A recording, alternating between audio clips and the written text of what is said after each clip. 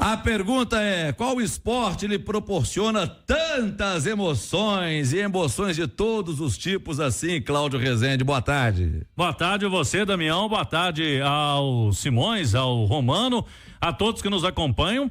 Torcedor do Galo já amanheceu sexta-feira mais tenso, né, Romano? O Álvaro também. Depois dessa rodada ruim, péssima pro Atlético de ontem à noite. O torcedor estava esperando já uma última rodada mais tranquila, mas o Atlético deixou para a última hora, não fez os pontos no Campeonato Brasileiro e corre risco de rebaixamento. Por isso, o sinal de alerta ligado na cidade do Galo. Eu vou te dar alguns exemplos, Álvaro, que o Atlético não acreditava nessa situação. Por exemplo, na quarta-feira, depois do jogo, um acordo para a saída do Milito. Será que se o Atlético tivesse chance de rebaixamento, ele sairia? Né? Se eles pensassem nesse cenário de ontem, ele sairia? Pode até ser que sim, mas deixa agora pro interino o último jogo para ele conseguir, o Lucas Gonçalves, evitar o rebaixamento do Atlético. Quarta-feira, Álvaro, operação do Paulinho. Paulinho foi operado quarta-feira. Ou seja, com a temporada, podemos dizer assim, já terminada, entre aspas, pro Atlético. Porque se ele aguentou até aquela hora, ele aguentaria mais uma rodada. Exatamente, 2 rodadas. Podia operar o Paulinho na segunda-feira. Mas o Atlético não contava com essa situação. E o que deixa o torcedor preocupado, Álvaro, é o rendimento, o desempenho do time nos últimos jogos. Inclusive tem matéria no site da Itatiaia, eu estava acompanhando aqui, dos times que estão lutando contra o rebaixamento. Ah lá, primeiro é essa aí, ó, o Galo chega à última rodada com chance de queda pela primeira vez desde o rebaixamento. Desde quando o Galo foi rebaixado, lá em 2005, o Galo não chegou mais, né, Simões, na última rodada. Sim, com chance de rebaixamento. É a terceira vez. Em 2004 ele fez 3-0 no São Caetano no Mineirão, escapou. Aí 2005 2004, né? Porque 2005 ele foi rebaixado antes da última rodada. Exatamente. Então só 2004 que o Atlético tinha chegado à última rodada com chance de rebaixamento. E agora ele chega novamente à última rodada com possibilidade de rebaixamento. Porque 2005 ele caiu diante do Vasco, né? No Mineirão. Foi. E não foi na última rodada. Então é desde 2004 quando ele evitou o rebaixamento fazendo 3-0 no São Caetano no Mineirão. E desses times que estão disputando o rebaixamento, Álvaro e amigos, o Galo tem o pior desempenho nos últimos jogos. O Galo não vence há 9 partidas na Série A. E nesse período de 9 jogos, o Galo fez só 4 pontos. Só 4 pontos. Empates com Fortaleza, Flamengo, Botafogo e São Paulo. Perdeu pro Inter, pro Atlético Goianiense, pro Atlético Paranaense, pro Juventude e pro Vasco. Os outros times, o Fluminense, por exemplo, nesse período de 9 jogos, fez 10 pontos. O Fluminense fez 10. O Atlético Paranaense 8. E o Bragantino 7. Então o Galo, nesse cenário mais curto aí dos últimos jogos, é o time que tá pontuando menos. O Cláudio, Álvaro, Romano, quem acompanha a gente, olha só que impressionante. No site lá da UFMG do Probabilidades, né? Eles fazem uma classificação das últimas 10 rodadas, que é justamente para poder pegar o momento dos clubes. Sim. O Atlético é o lanterna. Nas últimas 10 rodadas da Série A, ele empatou 5 jogos e perdeu 5, tem 5 pontos. O vice-lanterna é o Criciúma com 6, o 18º, o Cruzeiro com 7 e o 17º, o Cuiabá também com 7, mas levando a melhor no saldo de gols. Então, quer dizer, a zona de rebaixamento, se a gente considerar as últimas 10 rodadas, claro que é só um recorte, né, do campeonato, mas Cuiabá, Cruzeiro, Criciúma e Atlético. É o time que menos marcou pontos nas últimas 10 rodadas do Campeonato Brasileiro, que tem como líder o impressionante Corinthians. 25 pontos dos últimos 30 disputados, o Corinthians. O Palmeiras marcou 20 e o Botafogo também marcou 20, são os times que brigam pela taça. Ô Álvaro, só um detalhe, né? O Atlético, convenhamos, largou o Campeonato Brasileiro faz tempo, né?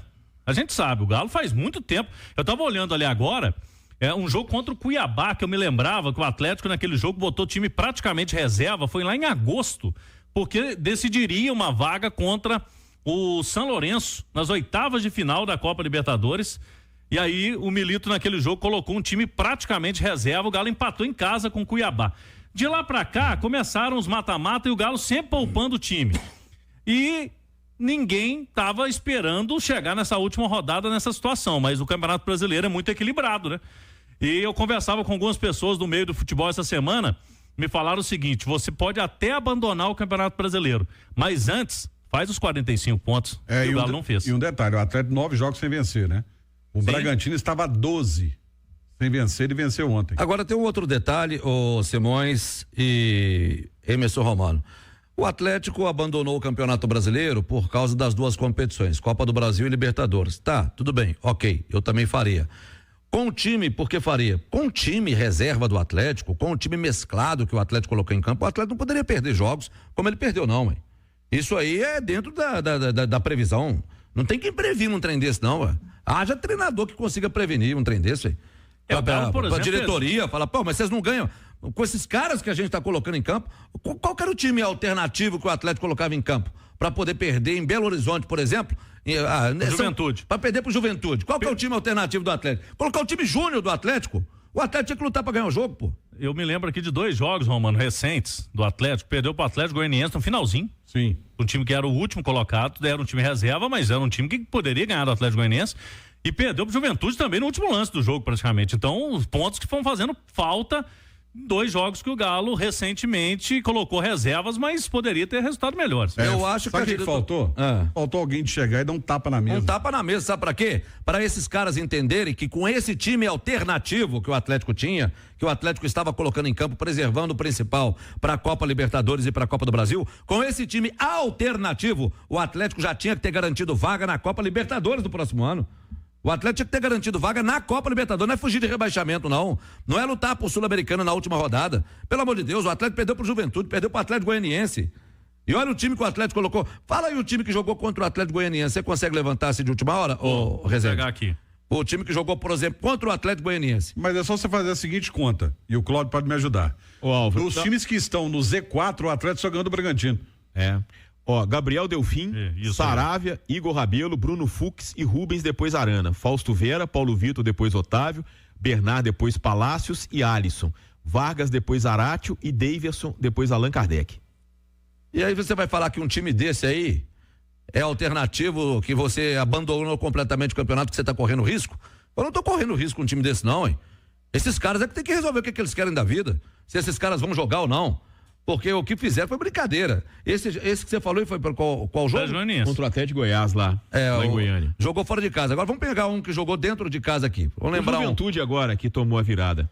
Pro Internacional. Aquele Atlético perdeu pro Internacional. Mas aquele ali foi o jogo da chuva, né? O jogo da chuva. Mas choveu pro Inter também. Choveu dos dois lados. Pra todo mundo. Senão vai dar a impressão de que o Atlético na reta final. Everson, Saravia, Igor Rabelo, Fux e Rubens. Otávio, Paulo Vitor, Vargas, Igor Gomes, depois Maurício Lemos, Alisson, depois Caio Maia e Allan Kardec. Esse aqui já foi. E o Vargas, que fez o gol, inclusive. Aí você vai falar que esse time aqui, que dentro de uma previsão, que esse time abandonou o campeonato? Aí mas sabe o que acontece, Álvaro, também? Assim, primeiro que o futebol é muito equilibrado, né? E segundo, que esses times, quando eles ganham fama, e se a gente for pegar todas as análises antes de o Campeonato Brasileiro começar, colocava o Atlético na lista de quem brigaria pelo título, né? Dos favoritos, né? Criou-se meio que um trio de ferro no futebol brasileiro, né? De Flamengo, Atlético e Palmeiras. E aí, nesses times, até nós da imprensa temos a mania de achar que os jogadores que chegam, eles são mais do que na verdade eles são, sabe? Então a gente acha que o Igor Gomes é um meia melhor do que ele é, a gente acha que o Otávio é um volante melhor do que ele é, a gente acha que o Saravia, que não se viu no Botafogo, é melhor do que ele é, entendeu? Porque a gente tem essa visão de achar que, não, mas o Atlético contratou o Bruno Fux, então o Bruno Fux é um zagueirão, né? Só que aí a gente começa a ver o campeonato e a gente descobre que no Juventude tem zagueiro melhor, que no Bahia tem melhor, que no Atlético de Goiás tem melhor, entendeu? A gente espera o Igor Rabelo virar o grande jogador, a promessa até aí, hoje, né? Como é jogador de time que todo mundo considera, aí ele fica super valorizado. E num cenário de futebol extremamente equilibrado, entendeu? Num futebol de um cenário extremamente equilibrado, isso tem os dois lados da balança, né? Isso pode dar moral pro cara e ele ir, ou o time pode sofrer com isso porque o jogador não tá atravessando um bom momento e ele é um jogador mais ou menos do nível de todo mundo. Mas aí você pode pegar os adversários também. Você pega o adversário, por exemplo, da Copa Libertadores do Atlético. Aí você vai falar que o Savarino era alguma coisa? Que o Savarino era sensacional? Não, o Savarino o Botafogo tem o Luiz Henrique, Almada, isso aí o Almada custou 120 milhões de reais, não foi isso? Porque você pega um cara igual o Savarino, quando saiu daqui, ninguém falou, nossa, segura o Savarino, pelo amor de Deus. Ninguém falou isso não, gente. Ninguém falou, segura o Savarino, pelo amor de Deus, esse não pode sair. Aí o cara vai lá e vira o que é. Por quê? Porque tem alguém dando tapa na mesa lá, pô. Tem alguém dando tapa na mesa lá no Botafogo, falando, não vamos perder essa porcaria desse trem, igual perdemos ano passado, não. Vocês vão ganhar vai ganhar de qualquer jeito. Vocês vão entrar e vão ganhar, e vai ganhar do Palmeiras lá dentro. Eu tô com... Já o Atlético, a entrevista, gente, foi um negócio tenebroso. Estávamos eu e Cláudio Rezende na sala de coletiva, a entrevista coletiva do Atlético um dia antes do jogo contra o Botafogo. O Hulk, mais o técnico Milito, parecendo que eles estavam fazendo assim, não, a gente tem condições, o Botafogo é muito melhor que a gente, nós estamos aqui, mas sabe o que é? É porque nós vamos, não sei o quê. Pá, dá um tapa aí, meu filho. Pera aí, respeita aqui, ó. Não tem favorito, não. Não, o Botafogo é o favorito demais, nós estamos aqui, o Botafogo é o favorito demais, agora nós vamos ver o que nós vamos arrumar aqui. Que é isso? Sinceramente, eu saí daquela coletiva ali, eu falei que esses caras não têm condição de ganhar nada, esses caras não têm condição de ganhar nada. Agora vão ter que reagir, né, Álvaro, pra domingo, porque domingo, pelo menos, o Atlético tem que conseguir esse empate pra se livrar do rebaixamento, mas o torcedor tá preocupado, porque você olha o cenário, o jogo contra o Vasco mesmo, o Atlético apático em campo. Vamos ver se essa mudança de treinador, né? Que situação entrou o Lucas Gonçalves. Ele já assumiu o Atlético outras 3 vezes, né? Sempre nessa transição. Mas essa, com os resultados de ontem, virou uma bucha pra ele, hein? É o jogo de maior desafio do Lucas Gonçalves à frente do Galo. Vamos ver, né? Eu creio que ele vai fazer o simples, Alves. Daqui a pouquinho eu volto aqui no Rádio Esportes projetando esse time do Galo, do Lucas Gonçalves, para esse jogo de domingo que vale a permanência na Série A. Mais Galo, Cláudio Rezende. Vamos lá, Álvaro Damião, treinamentos hoje à tarde, sábado também, véspera do jogo à tarde. E aí o Lucas Gonçalves vai preparar o Galo para esse jogo que se tornou fundamental para o Atlético, pelo menos um empate para se livrar do rebaixamento. Há uma ideia aí de quem sabe fazer o simples, né? Eu acredito que o Lucas Gonçalves vai desfazer a linha de 3 zagueiros, pode colocar o Scarpa mais centralizado, alguns dos pedidos aí que o torcedor, a imprensa vinha fazendo com relação ao trabalho do Milito. Eu chamo a atenção, Álvaro, acabou de sair a matéria no site da Itatiaia, na mira do Atlético, Luiz Castro revela quando pretende voltar ao futebol. Uma fala que está sendo repercutida pelo jornal A Bola de Portugal, ele falou lá em Portugal que a ideia dele é voltar a trabalhar só junho ou julho do ano que vem. Só se o projeto apresentado para ele for muito bom, que ele possa o cativar completamente. Então fica mais difícil aí, nesse cenário, uma volta de Luiz Castro ao futebol brasileiro no início do ano, Álvaro.